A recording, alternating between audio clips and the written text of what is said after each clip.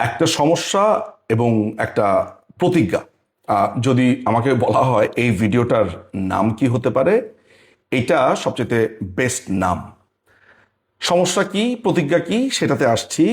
5ই অগাস্টের পরের প্রথম 3-4 মাসে এই সমস্যাটা দেখিনি, কারণ তখন সিচুয়েশনটা এমন ছিল যে এই সমস্যাটা আসলে নানান কারণেই আসেনি। মানুষ তখন, বা বাংলাদেশ আওয়ামী লীগ মুক্তিযুদ্ধের পক্ষের যারা আছে তারা তখন একটু ধাতস্থ হতে, তাদের জীবনকে বাঁচাতে বা একটা জায়গাতে আনতে তাদের সময় লাগছিল, তখন হয়তোবা এগুলোর দিকে নজর দেওয়া যায়নি। সমস্যাটা কি? সমস্যাটা হচ্ছে যে বাংলাদেশ আওয়ামী লীগের পক্ষে এই মুহূর্তে যতগুলো নিবেদিত প্রাণ মানুষ আছে, ততগুলো নিবেদিত প্রাণ মানুষকে ভয়ঙ্কর রকমের একটা থ্রেশহোল্ডের মধ্য দিয়ে নিয়ে যাচ্ছে। এই কারা নিয়ে যাচ্ছে আমি তাদের সম্পর্কে আসলে খুব একটা বলতে আগ্রহী না, কারণ হচ্ছে যে তারা যে খারাপ বা তারা যে খুবই খারাপ এরকম না, আসলে তারাও এই দলেরই লোক। তাদেরকে নিয়েও আবার প্রশ্ন ওঠায় আরেকটা পক্ষ, so it's a vice versa. আমি আসলে সেই আলাপে যাব না। সোজা কথা হচ্ছে যে বাংলাদেশ আওয়ামী লীগের পক্ষে কার্যত ও দৃশ্যত যেই মানুষগুলোকে আপনি অনলাইনে সরব দেখবেন, তাদের প্রত্যেককে এক ধরনের অগ্নি পরীক্ষা দিতে হচ্ছে। আওয়ামী লীগের তো অনেকগুলো ফেজ যায়, অনেকগুলো ধাপ যায়, এই ধাপের মধ্যে এটি একটি। যেমন 17 তারিখে আমরা যখন একটি সংবাদ সম্মেলন করলাম, সেই সংবাদ সম্মেলনের পরে একটা বড় ধরনের প্রশ্ন এসেছে যে ফরেন মিনিস্টার হাসান মাহমুদকে কেন সেই প্রোগ্রামে নেওয়া হয়েছে।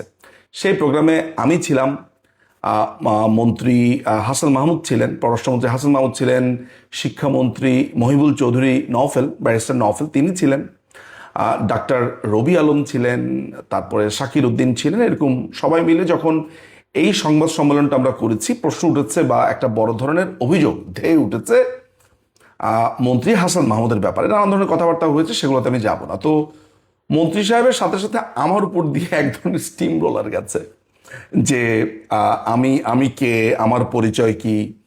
বিশেষ করে আপনি জানেন যে গোলাম মওলা রনি, আজকে তাকে আমি আর কোনো অন্য কিছু বলবো না, এই গোলাম মওলা রনি আমাকে নিয়ে নানানভাবে প্রশ্ন তুলে, গুপ্ত শিবির কিনা, তারপর কে, তিনি অ্যাটাকিং কেন, অ্যাগ্রেসিভ কেন, আওয়ামী লীগকে একটা বড় বিপদে ফেলে দিচ্ছে, এই নানান ধরনের কথাবার্তা বলে এক ধরনের ডিভাইডেশন করবার চেষ্টা করেছেন। আমিও সেগুলোর যথাযথ জবাব দিয়েছি। ইনফ্যাক্ট এর থেকেও অনেক কিছু জানি, তথ্য জানি, চুপ হয়ে গেছি।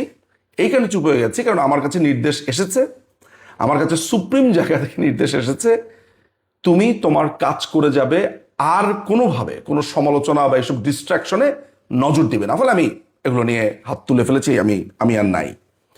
কিন্তু মজার ব্যাপার হচ্ছে গতকালকে রোকেয়া প্রাচীকে ঠিক একইভাবে এইভাবে জেকে ধরা হয়েছে যে রোকেয়া প্রাচীর হাজব্যান্ড ছিলেন আসিফ নজরুল। আসিফ নজরুল যেহেতু রোকেয়া প্রাচীর হাজব্যান্ড ছিলেন, তাদের দুজনের একটা সন্তান আছে, এই সন্তানটা আসিফ নজরুলের কাছে থাকে।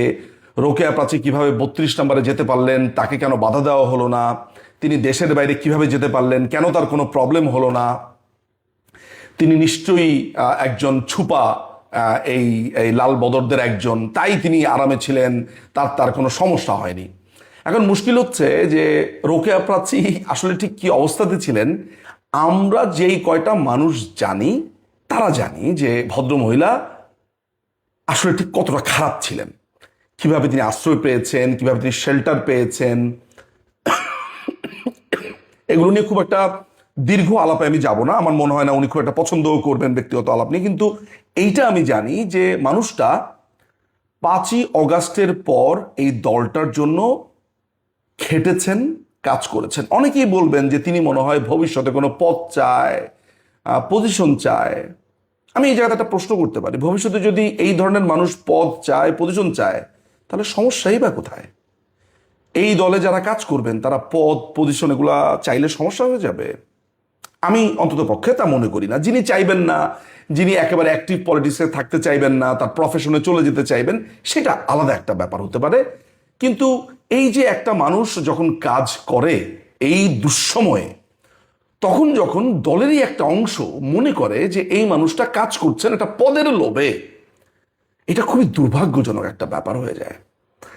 যেই কাজ করে, মানে বাংলাদেশ আওয়ামী লীগের যেই কাজ করে, কোনো না কোনো পক্ষ এসে তার একটা ভুল বের করে যে ওই লোক অমুক সালের অত তারিখে এইটা করেছে, অমুক লোক ওইখানে ওইটা করেছে। অর্থাৎ হচ্ছে যে 300 জন এমপি, 350 জন এমপি, যত অ্যাক্টিভিস্ট, আপনি বাংলাদেশ আওয়ামী লীগের যদি 50 লক্ষ অ্যাক্টিভিস্ট থাকে, 50 লক্ষের বিরুদ্ধে বলার জন্য একজন বা দুজন থাকবেই। অর্থাৎ রেহাই আপনার নেই।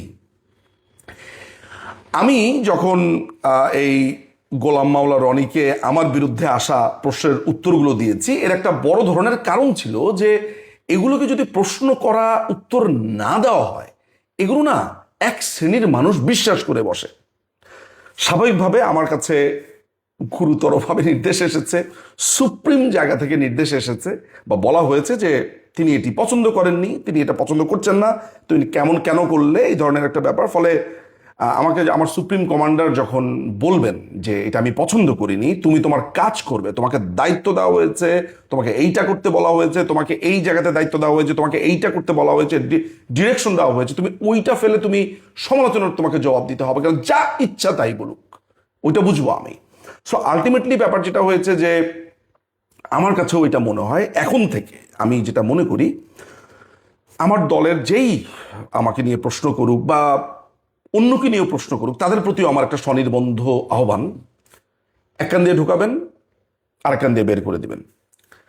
আমাকে বলা হচ্ছে না যে গুপ্ত শিবির কিনা, ফ্রিডম পার্টি কিনা, নানান ধরনের কথাবার্তা বলা হচ্ছে না, অমুক তমুক, এই না সেই না, মানে মোটামুটি আমি বাড়ি কিনেছি, বলছে আমি নাকি ক্যাশ টাকা দিয়ে ইংল্যান্ডে বাড়ি কিনেছি, এই ধরনের অভিযোগ।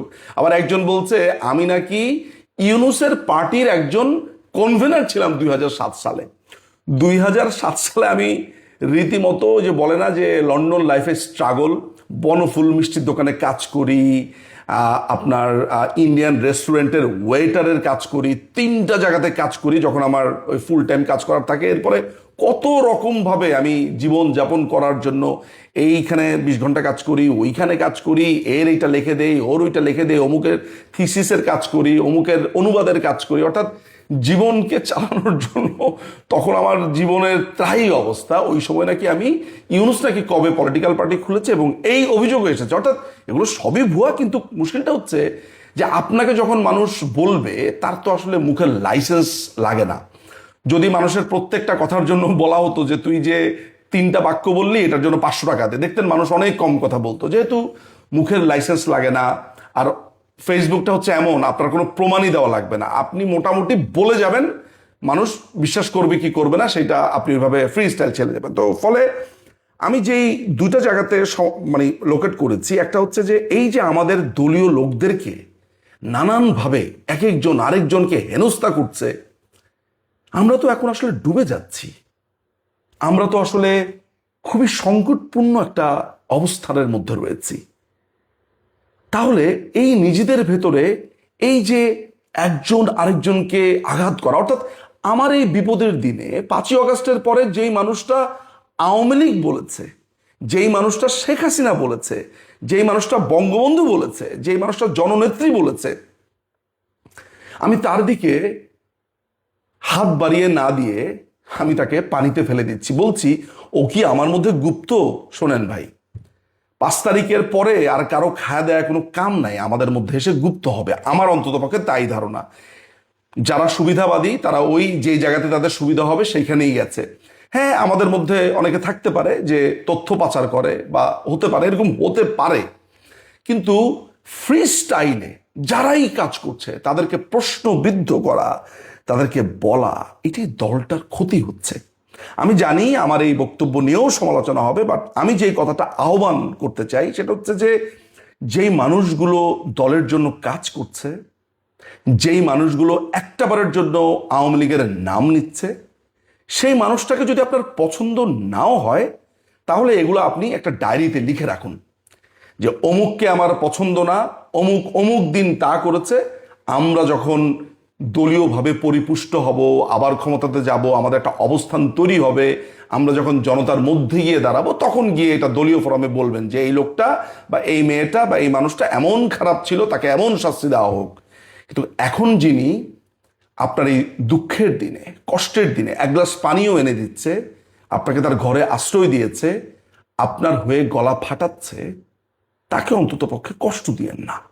হ্যাঁ, জামাত, বিএনপি, শিবির এরা বলবে আপনার বিরুদ্ধে, প্রতিপক্ষ বলবে, সেটা তো আপনি জানেনই। কিন্তু ঘরের মানুষ যখন এটা বলবে সেটা ভয়ঙ্কর। ফলে আমার একটা প্রতিজ্ঞার জায়গা হচ্ছে যে আমাকে যদি আমার দলের মধ্য থেকে কেউ সমালোচনা করে, আমি সিদ্ধান্ত নিয়েছি যে এগুলো ইগনোর তো ইগনোরই, এগুলো নিয়ে আসলে আর কোনোদিন কথাও বলার আমি কোনো প্রয়োজন মনে করি না, যেটা আমি করব না। আর প্রতিপক্ষ শিবিরে আমার বিপক্ষে কিছু বললে আমি দেখব যে ঠিক কতটুকু কোয়ালিটির বা আসলে এটা উত্তর দেওয়ার মতো কিনা বা ওই ধরনের ডেপথ আছে কিনা। কারণ খেয়াল করে দেখেন যে আপনি একটা ঘটনাতে যদি আপনি ডিস্ট্রাক্টেড হয়ে যান, আপনি একটা কাজ করতে গেছেন, সেই কাজটা না করে আপনাকে এইসবের উত্তর দিতে হচ্ছে, আপনার 3-4টা দিন নষ্ট হয়ে গেল। প্রত্যেকটা দিন গুরুত্বপূর্ণ। আপনি ওই 3-4টা দিন প্রত্যেক দিন একটা করে ভিডিও বানাতে পারতেন, দেশে কি হচ্ছে সেটা সাধারণ মানুষের সামনে আপনি দেখাতে পারতেন। ফলে আমার কাছে মনে হয় যে এই পুরো ঘটনাটার এইভাবে ভাবা প্রয়োজন, এবং যারা এই ধরনের সমস্যা ফেস করছেন আমার মনে হয় আপনারা এইভাবে ভেবে দেখতে পারেন। ফলে সমস্যা এবং আমার একটা প্রতিজ্ঞা দুটোই বললাম, যত সমালোচনা আসুক, যত কিচ্ছু আসুক, একটাই কথা, আমার দল বিপদে পড়েছে, আমার দল সংকটে পড়েছে, আমার দল এখন সাহায্যের প্রয়োজন। আমাকে কে কি বলল, কে কি লিখলো দেখার টাইম নাই। আমার দলকে আমি আগে বিপদ থেকে হাত ধরে টান দিয়ে ডাঙায় উঠাই, এরপরে দেখা যাবে। কারণ সন্তানটা তো আমার, আসলে এটা টেক কেয়ারও আমারও করতে হবে। এতটুকু বলার জন্য এই ভিডিওটা করেছি। অনেক ধন্যবাদ।